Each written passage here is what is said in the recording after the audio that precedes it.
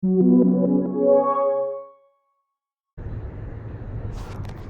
world, I'm here in Dayton, Ohio on a work conference, kind of the same thing that brought me to New Orleans. And I found a very cool cache while on my lunch break, and I just wanted to share it with y'all. It's right down here. I think if you look long enough, you can get a pretty good guess of where it's at. You know, I figured it was probably hiding under something, but then I took a closer look at that brick down there, and it kind of gave it away with this hole being filled. And voila, I already marked the cache, so I'm gonna put it back, but thought that was a very cool hide, and I gave it a favor point.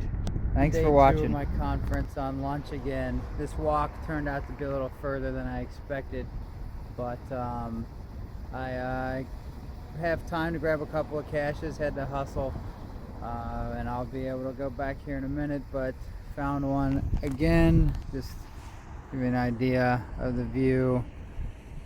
Just a pretty easy cache. You can see it right under there. Already signed the log. Nice easy find. On to the next one. Well, had time for one more quick cache on my lunch break. You can see I'm in a muggle heavy zone here, so I'm trying to play it smooth. Actually, playing it smooth kind of helped me find this one easily just by being lazy and using my foot. It's a dreaded little nano, but just to show you where it was, if I can get it to focus, I just used my foot and dragged it under here, and sure enough, you can see the little button, little black button cache, the nano cache. So go back to hiding it, trying to be as smooth as humanly possible. But there you go, another one on lunch. I think that's probably all for today, but I'm here 4 more days this week, gonna try and find a few more. It's a new day and it's really windy, but it's warm out again.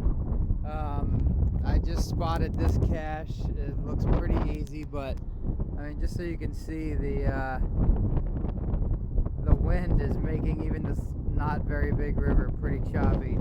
The water must have been high because there's debris everywhere. But up here, see if I can zoom in. I think you can see it right there, one of those 2 bottle caps combined caches.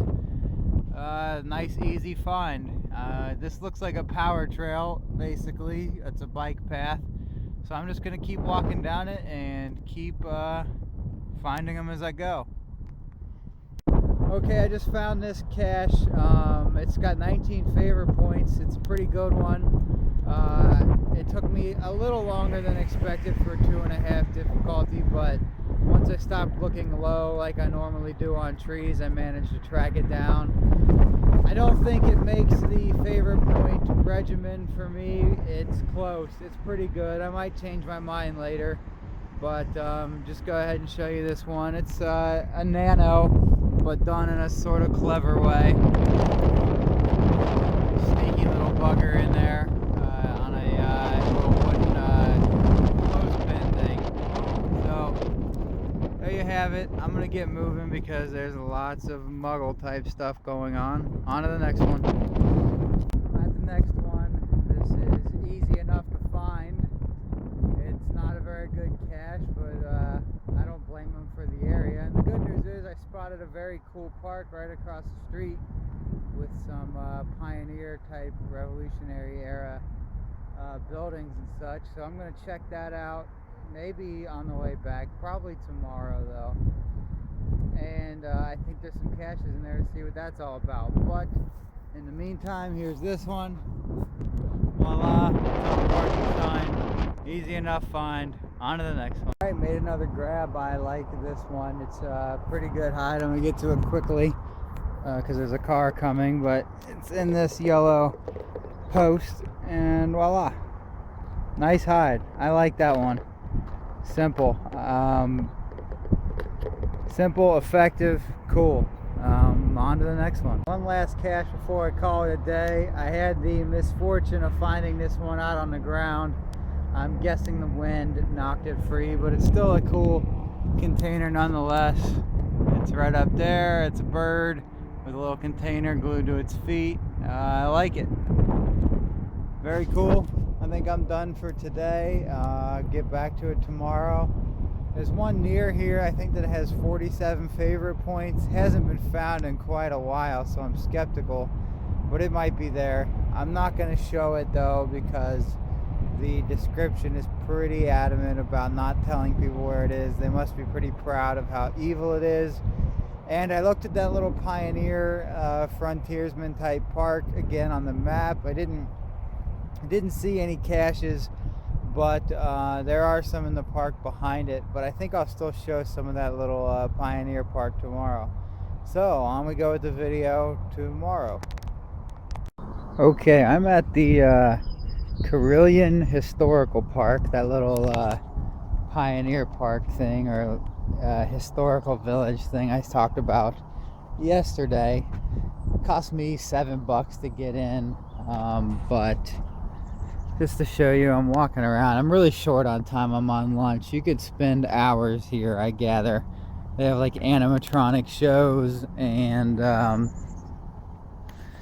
whatnot, but I just wanted to show like a quick look. See, they've got aviation stuff, a Wright brothers plane. Obviously I'm in Dayton, so if you know anything about the Wright brothers, there's some history in Dayton.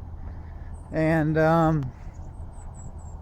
just wanted to give you an idea of where I'm at. There is a multi-cache here where you use information I'd be willing to guess from the signs and such to get the coordinates for a cache, but I do not have time to do that, and I won't have time this weekend to do it because I'm not going to pay $7 to come here again.